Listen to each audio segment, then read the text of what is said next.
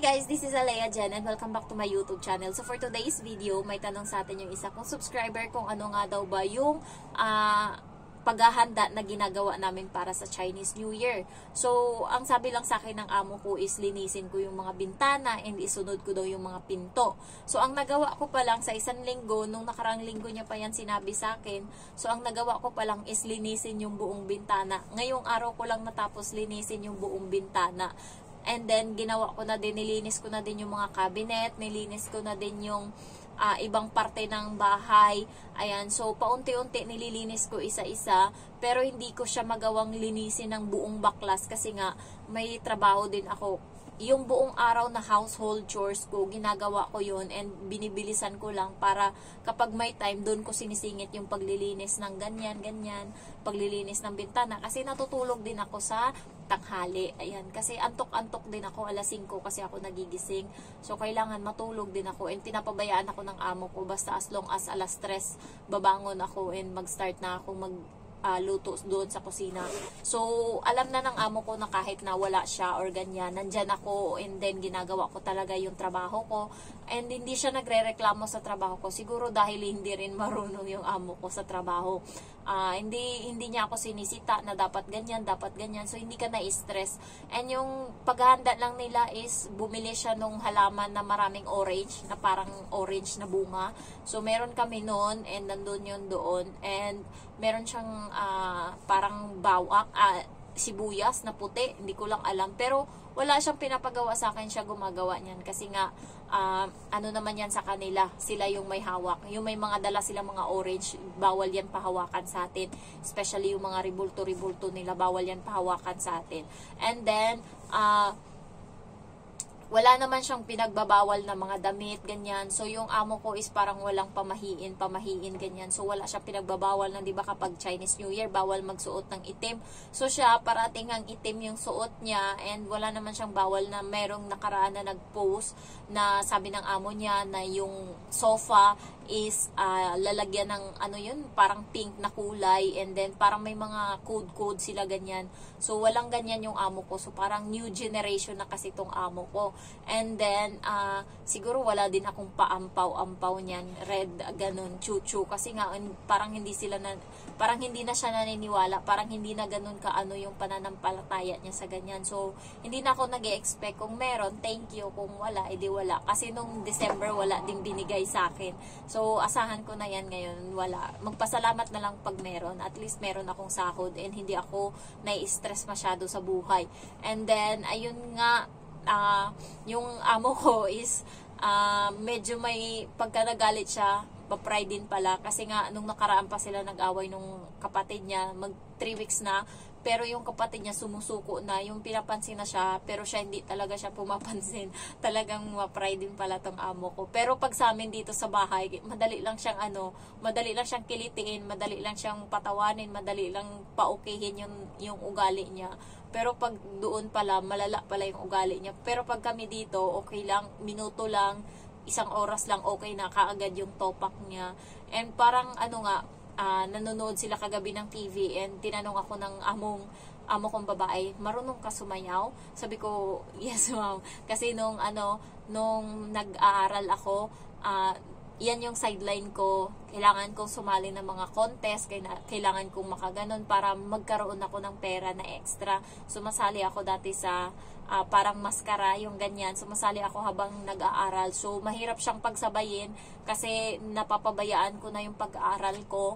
So, kaya nung nag-graduate ako, kasi hindi na ako pumapasok sa school, doon na lang ako parati sa practice namin sa sayaw. So, yung award ko na lang nung nag-graduate ako is Best and Match tsaka Dancer of the Year. Wala na ako ng iba-iba, mga polite, industrious, ganyan, or best in ganun. Wala ng leadership. Dati puro leadership yung yung award ko. Kasi nga, pagka nagsalita ako, kailangan masusunod. Yung parang kaya parang parati ako yung leader sa school.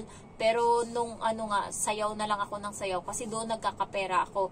Minsan, masaya na ako dati, meron kaming hatian na tig 300, 150, ayan. And then, pag may mga fiesta, sumasali din ako or may grupo din ako na sumasali kami ng hip-hop. Yung uso pa dati yung Jabba Wookies, yung eyeliner and ganun. So, pinapabayaan ako ng mama ko dati.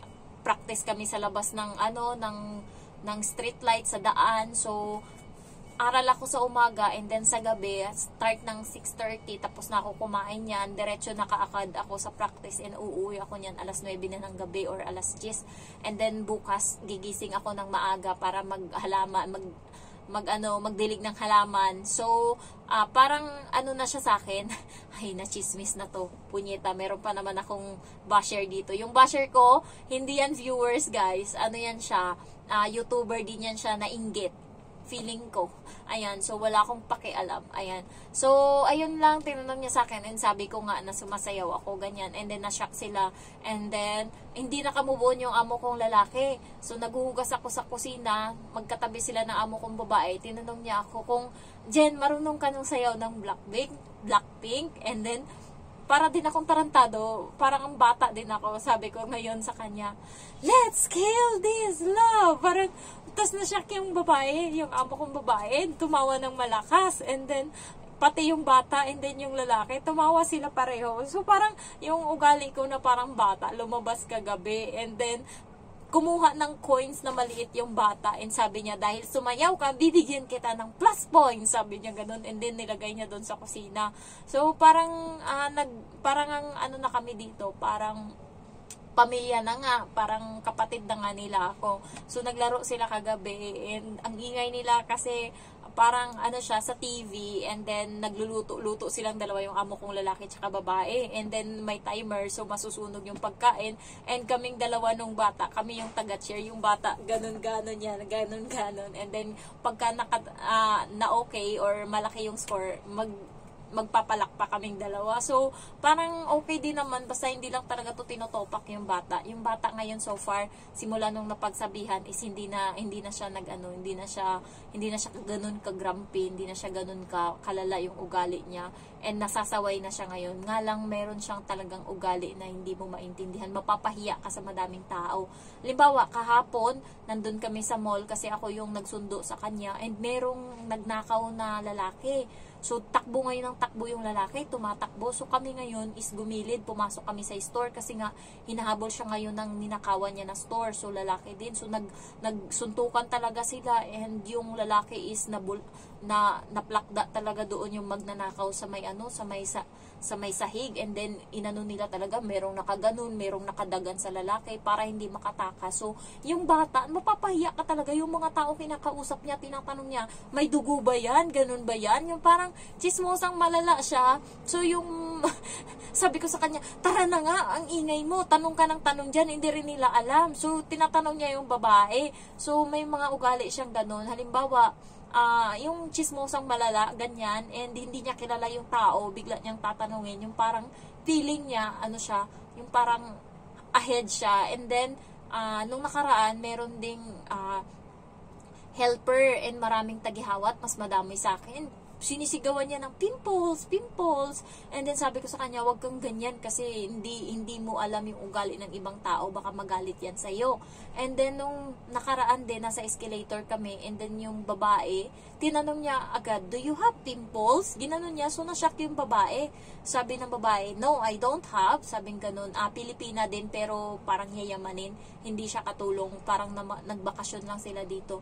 Tapos sabi niya ngayon, because my helper have pimples. And then tinignan ako ng babae. Sabi niya, no, she don't have pimples. Why you keep on saying that she have pimples? So, ginanon siya ngayon ng babae. So, ayoko na umiyak yung alaga ko kasi pagka ganyan na inaaway siya, umiiyak agad siya. Parang may ugali siya na ganun, may pagka-mental ganun. So, hinila ko siya kaagad. Sabi ko, tara na, sabi mo na sa kanya, bye-bye. So, sabi niya dun sa babae, bye-bye. So, umalis na kami kaagad.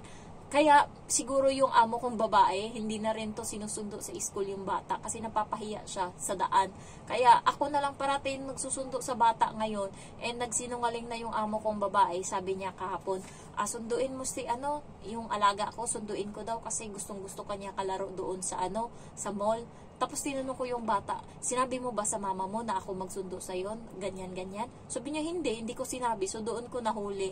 Siguro nga na ano tong mama napapahiya kasi minsan talaga may ugali. So ayun lang guys, yung paghahanda namin sa Chinese New Year is wala naman. So bumili lang sila ng damit nila na bago and ayun lang, pang rampa nila na damit.